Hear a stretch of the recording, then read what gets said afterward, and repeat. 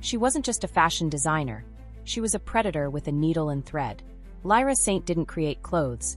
She sculpted masterpieces from pain, power, and the shattered pieces of her muses. But when Celeste walked into her studio, a model as manipulative as Lyra herself, the game changed. Love turned into war. Obsession became art. And in the end, only one woman would be left standing. This is a story of sexual manipulation, control, betrayal, and the dangerous beauty of falling in love with your own reflection. Welcome to the Skillful Art of Manipulation podcast. If you haven't already, please consider following us on your favorite podcast platform. Today we present to you Dick by Design. Let's dive into this thrilling narrative together. Chapter 1, The First Stitch. They always think they discovered me. Every last one of them walks through the glass doors of my studio with that same half-cocked smile and eyes full of delusion, like they've stumbled upon something pure. Untouched. A secret gem buried in the wreckage of New York's fashion underbelly. They think I'm some miracle waiting to be branded, bought, and bagged. As if the fire in me didn't already burn through 100 men just like them. I don't get discovered. I create. And what I create, what I design, comes from something raw, twisted, sometimes beautiful, but always broken. Like me.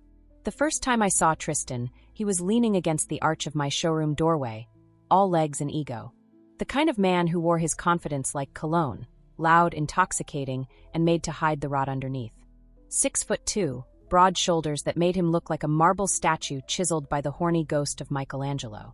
His jaw was lined with just the right amount of stubble, and his eyes, dark brown, wide, vulnerable, carried that silent scream I'd seen in so many others before him.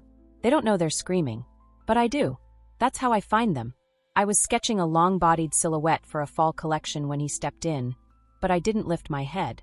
Didn't need to. I could already feel the shift in the air, the weight of someone needing to be seen. "You Lyra Saint?" he asked, casual as hell, like my name wasn't etched into the goddamn fabric of fashion itself. "Depends," I murmured, not looking up.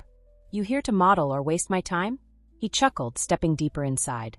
"I heard you're the best. I want to be part of something bigger."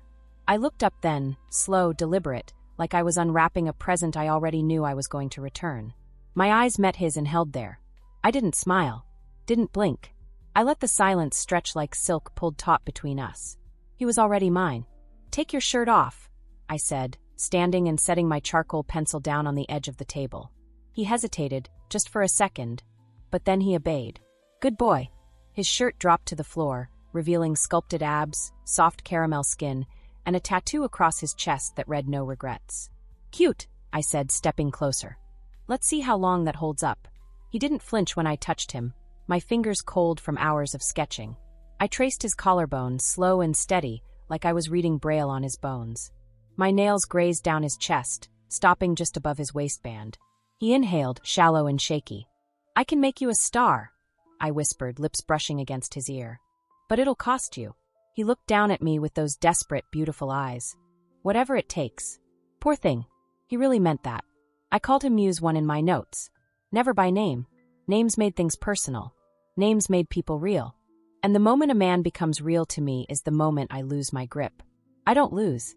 Over the next 3 weeks, Tristan became my newest addiction. Not because he was interesting. Not because he was talented. But because he was willing. And willingness, that blind, eager surrender, is my drug of choice. We started with fittings. Casual touches. My fingers adjusting a seam near his inner thigh. My hand sliding across his hip to feel how the fabric fell. I told myself it was for the design, but it wasn't. I was testing him, tasting the edge of his comfort, seeing how far I could push before he broke. Turns out not far. He followed me around the studio like a pet, bringing coffee, hanging my fabrics, making soft moans when I brushed past him. He wanted me to notice him. He needed it, and so I gave him just enough to keep him on the hook. Then came the first night. It was raining. I remember because the thunder shook the windows like an omen. He stayed late to help with a late-night concept fitting. I told him to strip and stand in front of the floor-length mirror. He was nervous, excited, his cock already half-hard under the spotlight. I circled him, eyes devouring every inch of his reflection. Then I grabbed a spool of black silk and began wrapping it around his chest, tight, intentional, almost binding. "You're not just a model," I whispered, threading fabric across his skin. "You're a message. Your pain, desire, guilt, shame, and control." He swallowed hard. Control. I leaned into his back, lips at the base of his neck. Mine. That night, I fucked him against the mirror. Made him watch himself unravel under me. I whispered my visions between moans, told him how he would be the center of my next line, how his tears would become the texture in my coats, how his heartbreak would be stitched into every hem. And he let me. He cried, God, he cried, but not because he didn't want it. He cried because he did. After that, he stopped being Tristan. He became something else. My shadow. My echo. My muse. But muses burn out. And he burned fast. He stopped showing up on time. Got jealous when I worked with other models. Started asking questions. What are we? Why don't you treat me the same offset? Do you even care about me? No, I didn't. But I said nothing. I just watched him drown. He started drinking more. Showed up high once. Smelled like weed and cheap heartbreak. I should have fired him, but I didn't. I wanted to watch the collapse. And when it came, it was glorious. He showed up one night, drunk, shirtless, screaming about how I used him. He said I broke his spirit, turned his body into a costume for my fucked up fantasies. You don't see people, Lyra, he spat. You just take what you want and toss them like trash. I didn't yell. Didn't defend myself.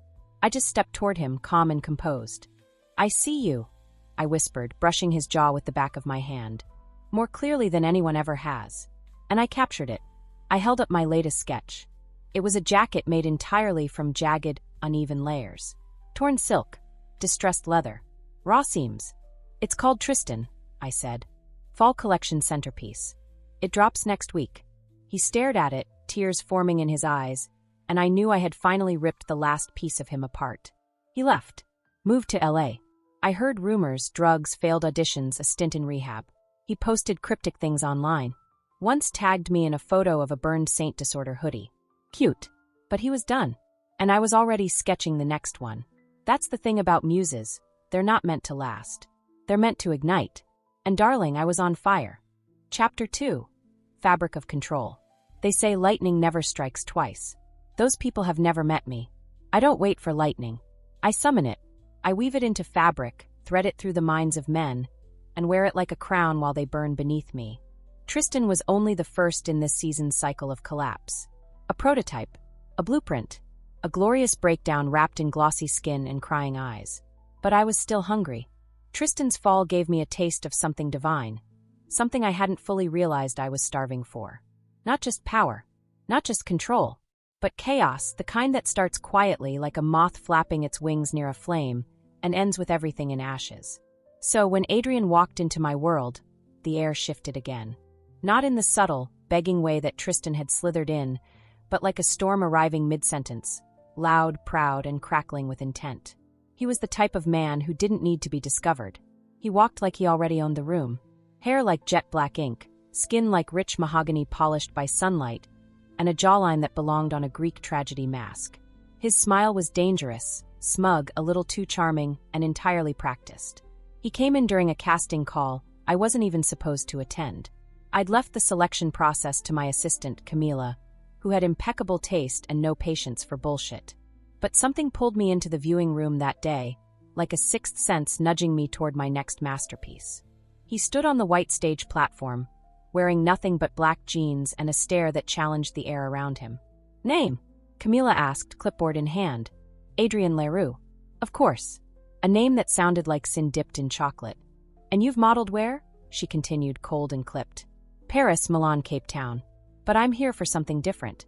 Something more dangerous. That's when our eyes met. And just like that, I knew. He wasn't here to be molded. He was here to play. He thought he was the one holding the needle. I watched his audition in silence. Watched the way he held tension in his shoulders, the deliberate stillness in his body, like a man trained to seduce with silence. I could see the darkness underneath, how he fed on being watched, being wanted. The subtle twitch in his jaw when he caught me looking. The smirk that danced on his lips when I didn't blink. Bring him in, I told Camila later, dismissing the rest of the roster without a second glance. You sure? She asked. He seems slippery. That's the point. 2 days later, he walked into my studio. This time alone. His stride was slower, more calculated. He wore a sheer button-down that exposed just enough to dare me, and cologne that lingered behind like a question mark. When he stepped through the archway, I was standing over a dress form, pinning layers of blood-red silk to a corset bodice. The fabric bled onto the floor in a trail behind me. He didn't speak. Neither did I. I turned, letting the silence seduce him first. My gaze landed on him like hands. "You came," I said finally. "I said I would. You always keep your promises?" He stepped closer, eyes roaming the studio, then back to me. "Only the ones that'll get me in trouble." I smirked. Perfect. The next few sessions were electric. Adrian wasn't just a model. He was a fucking performance. Every pose, every gaze, every interaction was choreographed down to the breath. He knew what he was doing, knew how to make people want him without offering them a single inch. But what he didn't know, what none of them ever know, is that I don't need inches. I take everything. I began wrapping him in fabric I hadn't dared use in years. Velvet laced with metallic threads. Sheer mesh stitched with steel. Outfits that bent gender, blurred time, screamed identity crises. And Adrian wore them like they were grown from his skin. The press went wild when I previewed the first look on Instagram. Saint's most daring muse yet. Masculine fluidity redefined. Art meets erotica. But Adrian didn't care about the headlines. He wanted me. Every brush of my hand lingered longer. Every compliment I gave him was poison-dipped sugar. He started showing up early, offering to help late into the night, letting his fingers graze mine when we worked over bodices and stitch lines. It was subtle at first, until it wasn't. One night he brought wine, said it was to celebrate the press traction. We sat on the studio floor, surrounded by spools of thread and scraps of shattered silk. I wore a white tank and leather pants. "No bra." He noticed. "You always this cold to your muses?" he asked, swirling the wine in his glass. "Only the ones worth breaking." His eyes lit with something twisted. "And what if I break you first?" I laughed.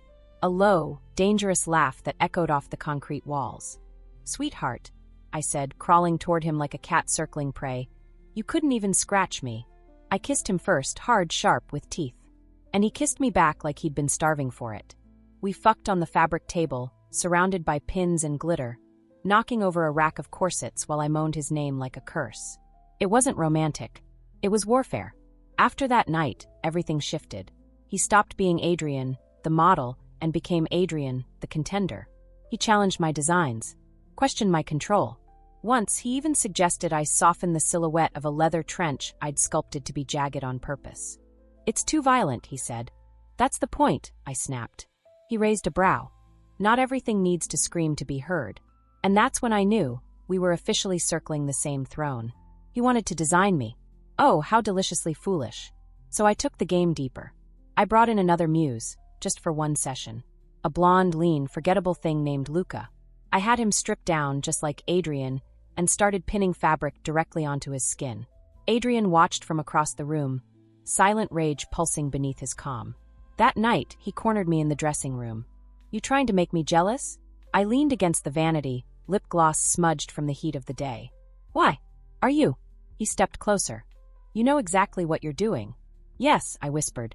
"That's why you came back." He grabbed my face, kissed me like he was trying to erase the air between us. I let him. Then I pushed him back with a force that knocked over a stool. "You don't own me," I growled. "I should." That sentence haunted me for weeks. It sat in the corner of every room we were in together, watching us like a ghost we'd invited in with our mouths. And the worst part? A piece of me agreed. Adrian didn't fall the way Tristan did. He didn't cry. Didn't beg. He fought. He fucked me like he was trying to ruin me, said things in bed that scorched my skin. He told me I was the most terrifying thing he'd ever loved. And still, I felt the crack forming. It scared me. So I did what I always do when fear creeps in. I buried it in creation. The next line was brutal. Raw leather, exposed zippers, necklines that choked instead of seduced. Models wore collars. Adrian wore chains. I called the line deconstruct. The critics called it a revelation. A rebirth. The kind of art that only comes from surviving something violent. They weren't wrong. Adrian didn't leave like Tristan. He didn't OD or spiral. He just disappeared. One day, he was in the studio. The next, his number was disconnected, and his Instagram wiped clean. I heard whispers he went underground. Started his own line. Some said he was in Berlin. Others said he'd become a dominatrix's submissive in Prague. I never bothered to find out. He served his purpose. He challenged the designer. But I redesigned him. And I was still hungry. Chapter 3, Mirror Me. Power is a drug. Not just in the way it intoxicates, but in how it changes your chemistry. How it rewires the circuits of your brain to need more, want deeper, push further. I wasn't chasing fame. I had that. I wasn't chasing sex. I had that in every form, flavor, and frequency. What I craved now was something far more elusive. A worthy opponent. And then she walked in. Her name was Celeste, though later, I'd stop using it. It felt too soft, too celestial. She was anything but heavenly. She arrived unannounced, which was rare. Camila usually screened the living hell out of everyone. But that day, fate, or maybe something darker, slipped through the cracks. I was pacing around my showroom, frustrated over a couture piece that wouldn't hang right on the hips, when I heard her voice cut through the air like silk-wrapped venom. "This hemline is criminal. Who let it live?" I turned, and there she was, leaning against the archway, arms crossed, one eyebrow cocked with effortless arrogance. She was tall, almost as tall as me in heels, and built like something sculpted to start wars. Tight, angular frame, ash-blonde bob, eyes so green they looked like polished emerald stolen from a vault. She wore a vintage Saint Disorder bodysuit, my creation, paired with thigh-high boots and an attitude that dripped from her like Chanel No. 5 mixed with arsenic. "I'm sorry, do I know you?" I asked. "You will," she said, stepping forward. "You're Lyra. I'm what comes next." My first instinct was to cut her down with words sharp enough to draw blood. But something stopped me. Not fear. Not admiration.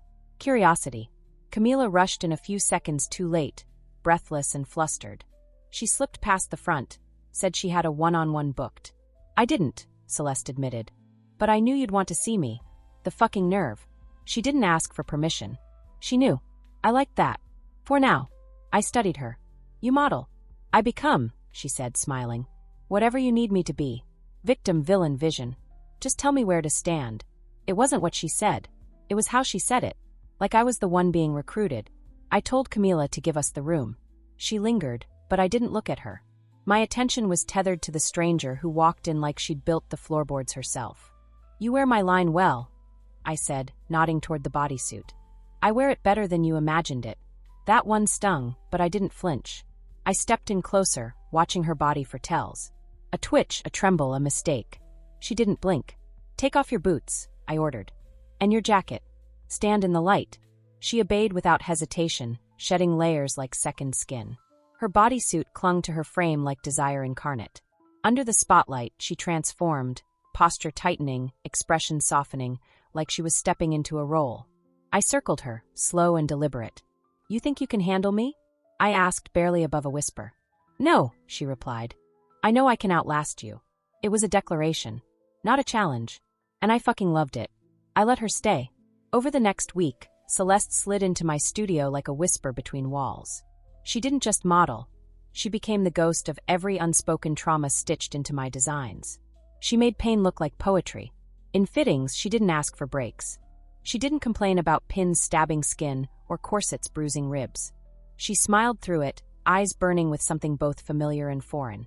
She understood the art, but more importantly, she understood me. One night, I watched her alone in the mirrored hallway, trying on one of my unreleased concept gowns. A gown no one else had even been allowed to see. Crimson velvet, neckline slashed to the navel, a cage of satin bones down the back. She twirled, slow and sensual, admiring her own reflection. Her fingers slid down her thighs, up to her collarbone. She kissed her own shoulder, like she was falling in love with herself and my art. It made something deep in my gut twist. Rage? Envy? Lust?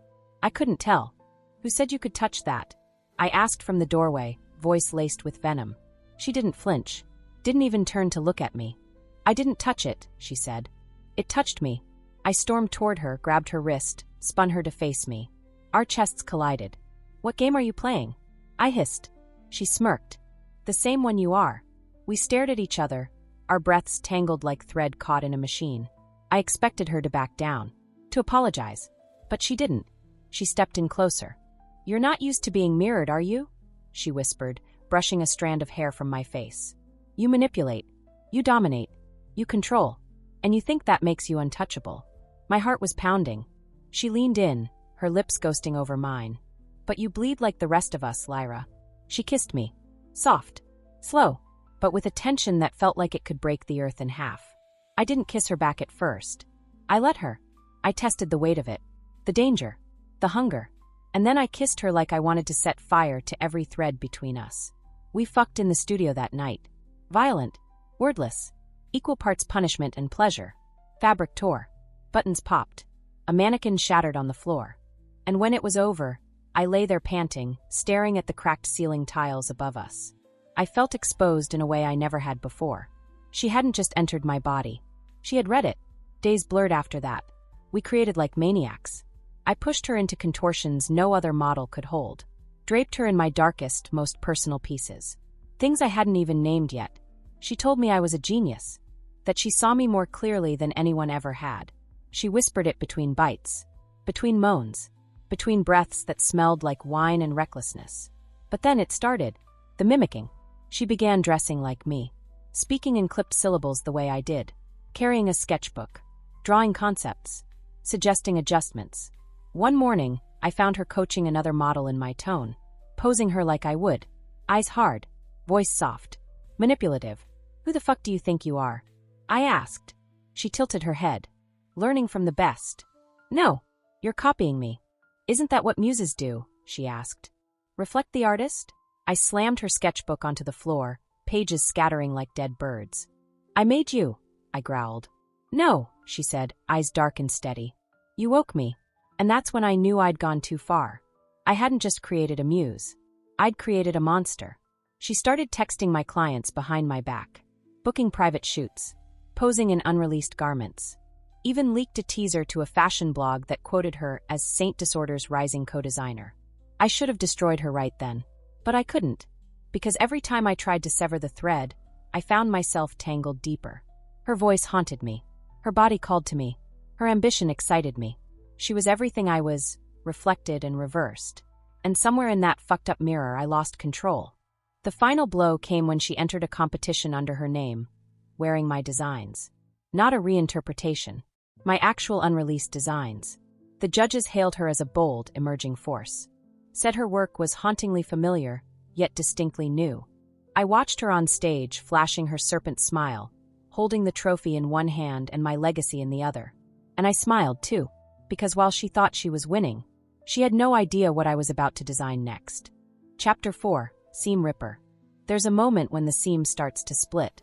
Not the big dramatic tear, no, that comes later. I'm talking about the first moment. That tiny stretch of thread. The whisper of fabric pulling apart. You don't always hear it. But I do. I've made a career out of hearing what others miss. And when I felt Celeste start to slip from my fingers, when I realized she was no longer orbiting me but carving her own universe, I heard the first thread snap. And it was deafening. She thought she could outmaneuver me. That she could steal my patterns, replicate my voice, wear my silhouette like a second skin, and claim it as her own. She thought she could walk into my temple, light her own fire, and make me bow. Cute. But the thing about playing with fire? You forget who invented the match. The day after she won that competition, the one where she wore my designs and batted her lashes like the Phoenix Queen of Fashion, I sat alone in my penthouse. No lights. No music. Just me, a glass of absinthe, and the dress she stole, folded neatly across my lap. The silk still smelled like her.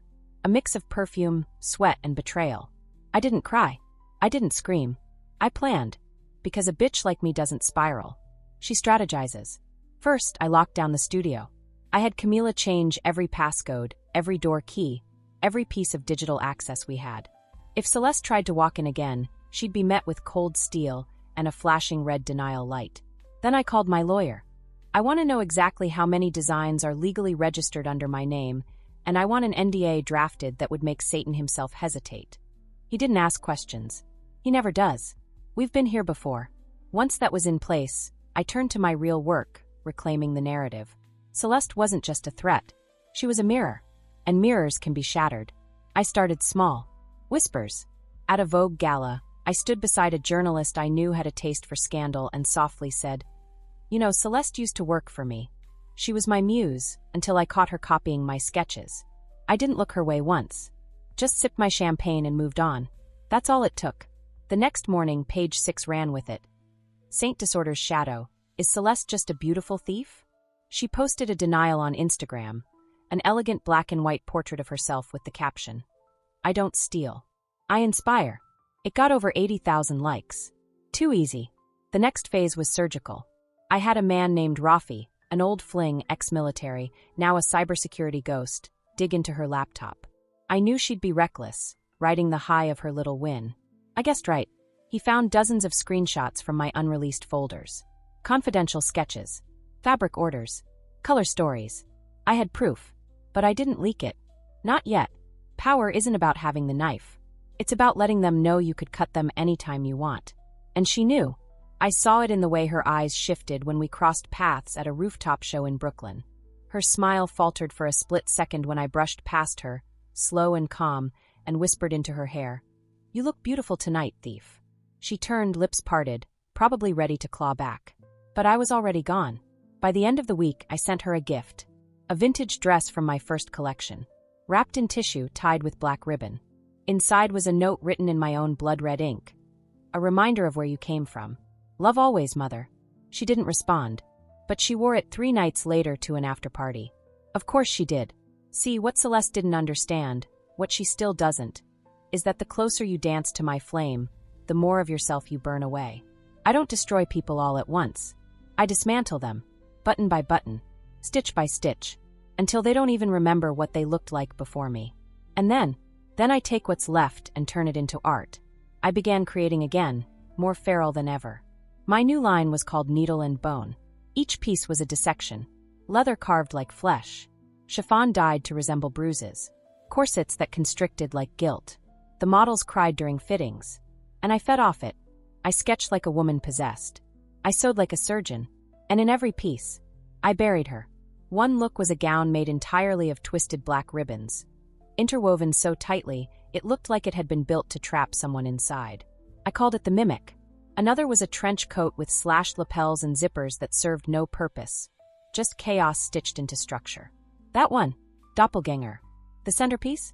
A dress made from broken mirrors, hand-cut, stitched into mesh sharp enough to bleed. It was dangerous to wear, beautiful to behold. I named it Celeste.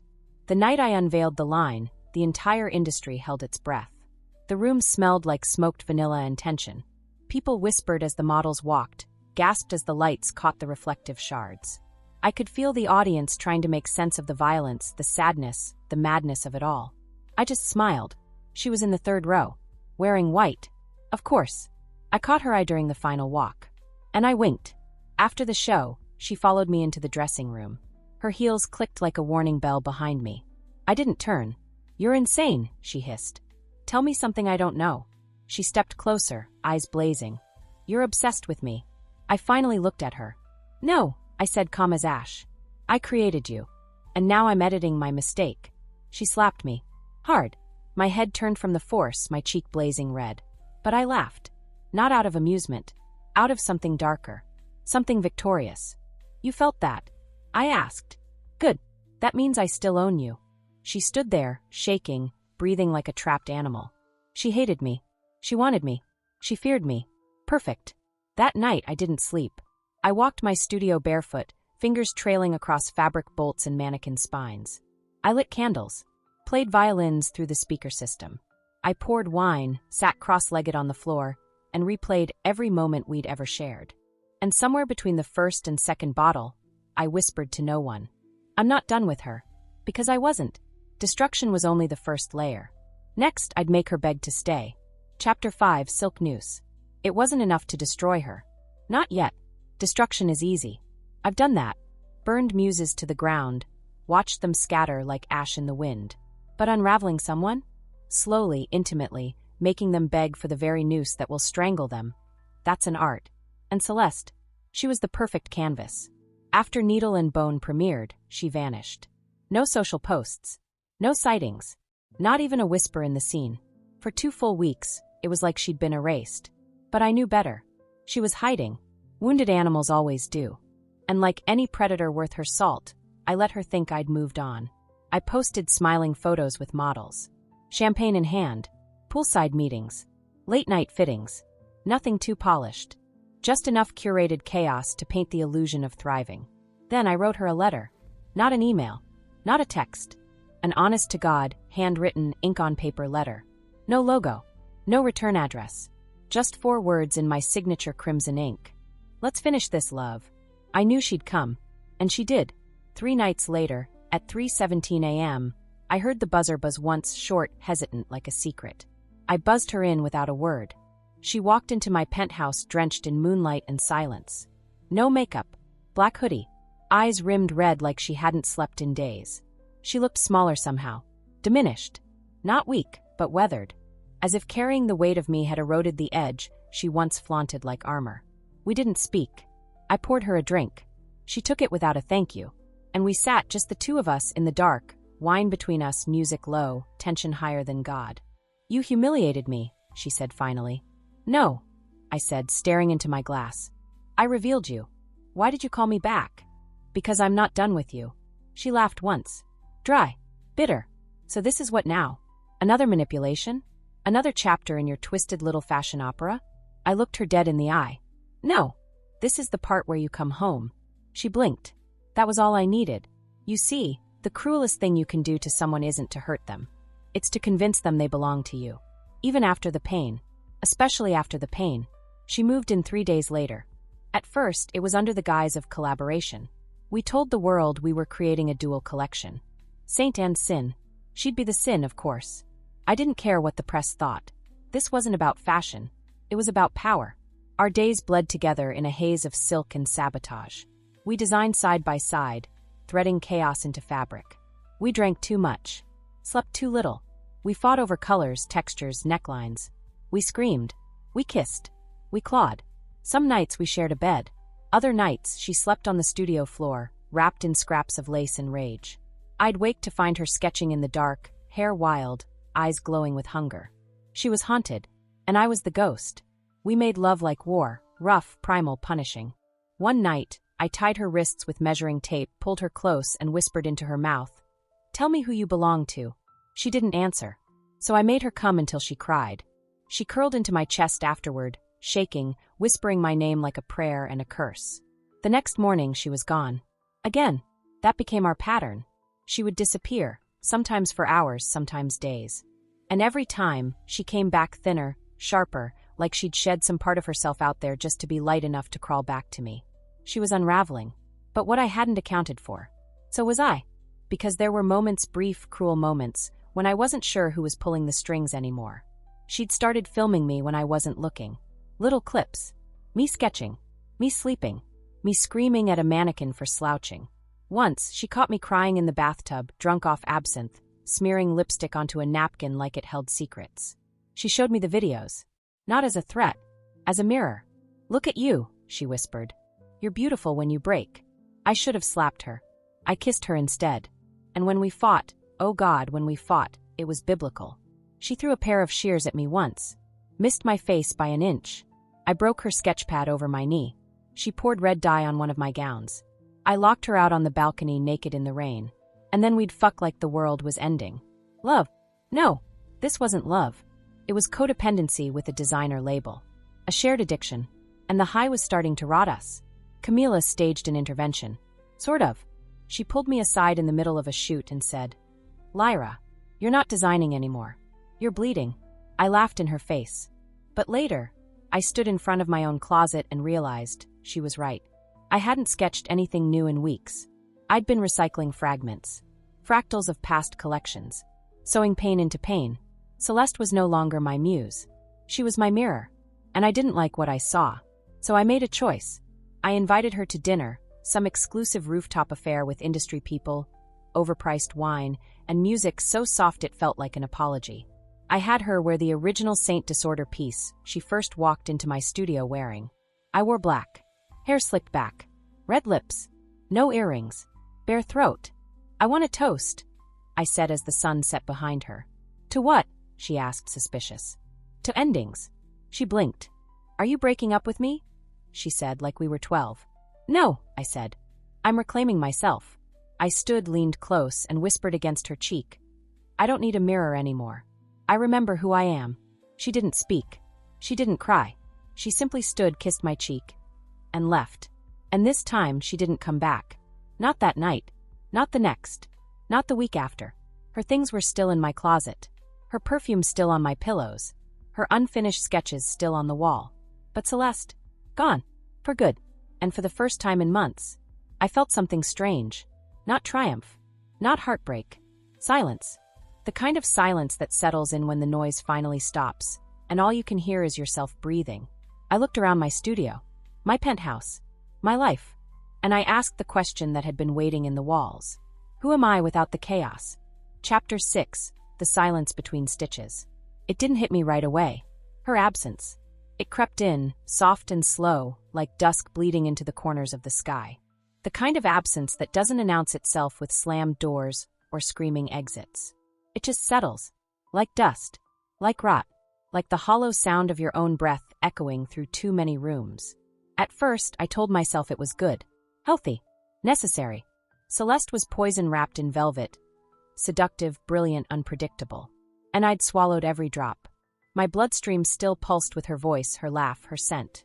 But she was gone, and I had to detox, had to come back to myself, reclaim my studio, my body, my mind. But self-reclamation is not as cinematic as people like to believe. It's not all yoga and wine and triumphant music swelling in the background. Sometimes it's standing naked in front of your mirror at 2 a.m., staring at your own reflection and whispering, "Who the fuck are you now?" It's reaching for your sketchbook and realizing your hands won't move. It's lying in bed and hearing the click of the front door in your head, even though you know she's not coming back. The first week without her was quiet. Too quiet. No slamming drawers. No late-night laughter. No fights. No music. No Celeste humming while she tore up fabric and claimed she was revolutionizing texture. No perfume lingering in the halls. No misplaced coffee mugs. No sketches taped to the mirror. Just silence. Camila came by twice, checking on me. She brought lemon pastries from our favorite bakery and asked if I'd started sketching again. I told her yes. I lied. I couldn't touch a pencil. Not because I had nothing to draw, but because everything I saw was her. Celeste in motion. Celeste in stillness. Celeste folded over a dress form like a broken wing. Celeste smoking in the bathtub, hair wet, eyes glassy. Celeste screaming. Laughing. Coming. Celeste leaving. Every gown I imagined started to look like her. Every cut mirrored the curve of her hip. Every shade of red became her lip. Every black the pit of her pupils when she was furious. And when I tried to design something else, anything else, it all felt dead. Flat. Soulless. Because without chaos, without her, I wasn't creating. I was miming my old life.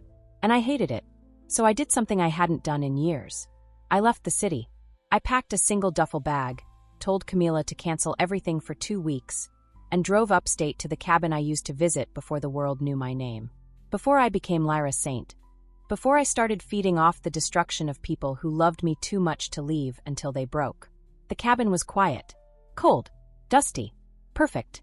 I stayed up the first night drinking whiskey on the porch, wrapped in a wool blanket, watching the stars in silence. My phone was off. My laptop was buried in my bag. For once, I wanted to hear what existed under the noise. Under the brand. Under the bitch. Under the artist. Under the monster. I was raw. Exposed. And for the first time in a long time, lonely. Not the glamorous, dramatic loneliness of a tortured genius. The real kind. The kind that makes your stomach ache. The kind that steals your appetite. The kind that makes you cry at commercials and songs you've heard 1,000 times without feeling a thing. I journaled. Mostly bullshit. Stream of consciousness. Scribbles. Some poems. A few dark lines about control and abandonment and hunger. But something cracked open in me that week. Something I hadn't expected. Grief. Not for Celeste exactly. But for the version of me I had lost chasing her. You see, people talk about toxic relationships like they're easy to leave. Like once you rip the Band-Aid off, you heal. But what they don't tell you is how comfortable toxicity becomes when it mirrors your own. Celeste wasn't the only manipulator in our story. She was just the one who reflected it back with a prettier face. By day 6 in the cabin, I started sketching again. Slowly. Rough lines. Abstract concepts. Things I didn't fully understand. Dresses that looked like cage doors. Suits that unraveled into ribbons. Boots with no soles. Capes shaped like scars. It wasn't pretty. It wasn't polished. But it was honest. One afternoon, I found a feather outside on the porch. Jet black, frayed at the edges. I stared at it for 20 minutes. Then I pinned it to the center of a page and wrote. She never flew. She just fell in style. I laughed so hard I cried. By day 10, I was sleeping through the night. By day 12, I had 3 full concept boards and a folder titled Closure Collection. And by day 14, I came home. The city felt different. Not louder. Not colder. Just less threatening. I walked back into my studio with a different breath in my chest. Not the manic, desperate inhale of a woman trying to outcreate her demons, but the slow, measured breath of someone who had survived herself.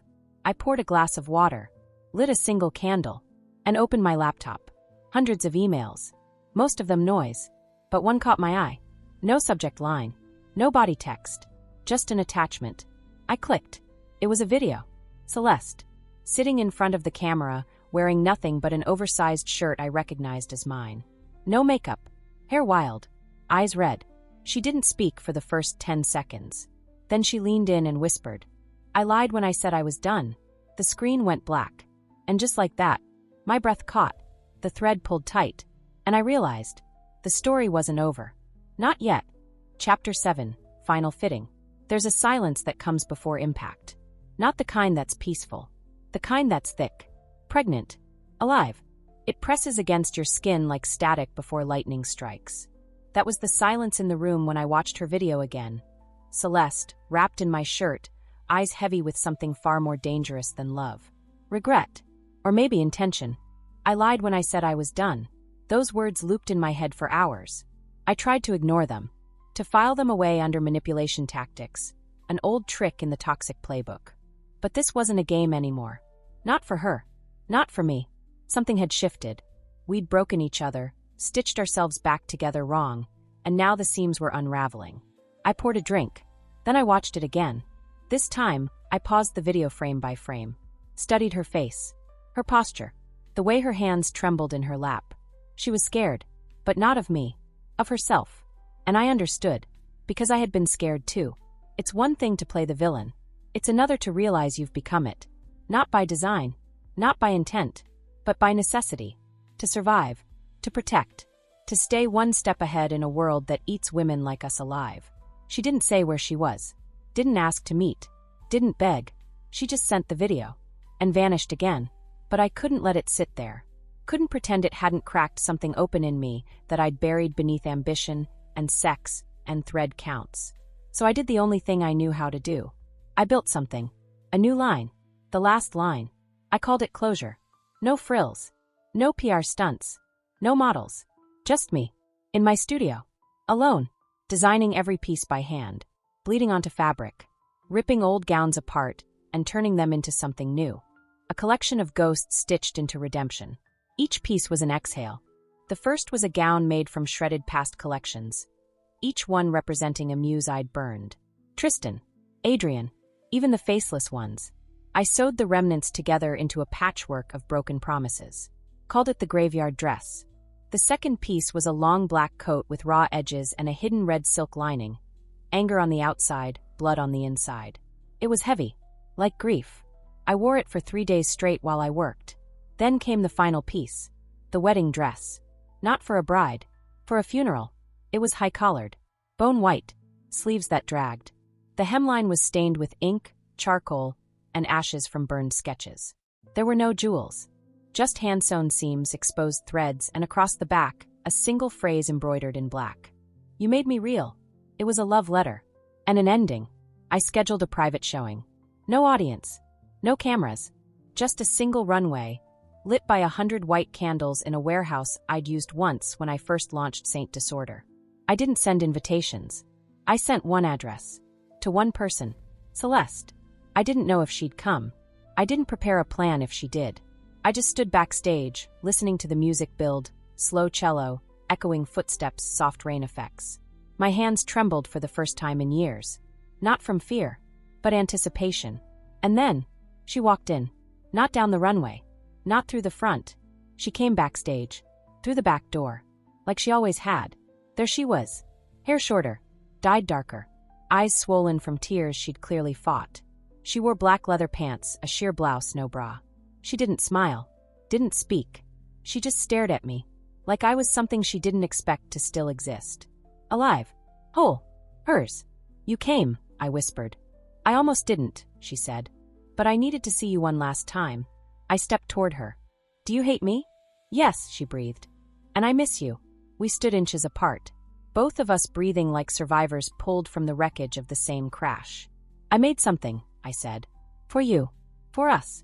She looked past me toward the runway, and then nodded. We walked together. No one else in the room.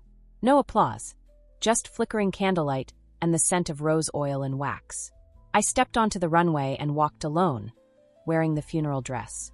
Her footsteps echoed behind me. Not on stage. In shadow. She watched. Silent. Reverent. I stopped at the end. Turned. Let her see me. See everything. I reached into my pocket. Pulled out a single key. I held it up. She stepped forward and took it. It wasn't metaphorical. It was real. The key to the storage room in my studio, where all the original sketches lived. All the secrets. All the pain. All the beauty. All of us. I'm letting go, I said. I'm not asking you to come back. I'm not asking you to stay. But I'm done punishing you for seeing me. She blinked. Tears fell. She didn't wipe them. She just nodded. Then she kissed my cheek. And left. No grand goodbye. No promises. Just silence. But this time, it didn't feel empty. It felt clean. The next morning, I shut down Saint Disorder. No press release. No drama. Just a locked door and a new beginning. I moved into a smaller studio. No muses. No mirrors. Just me and fabric. Designing not from pain, but from peace. And when I think of Celeste now, I don't ache. I smile. Because she didn't ruin me. She revealed me. And maybe that's what a muse really is. Not someone you use, but someone who makes you look so deep inside yourself that you finally see what's been hiding there all along. I still wear the funeral dress sometimes. But not for mourning. For memory. For survival. For rebirth. This is the last line I'll ever sew. And every stitch? It's mine.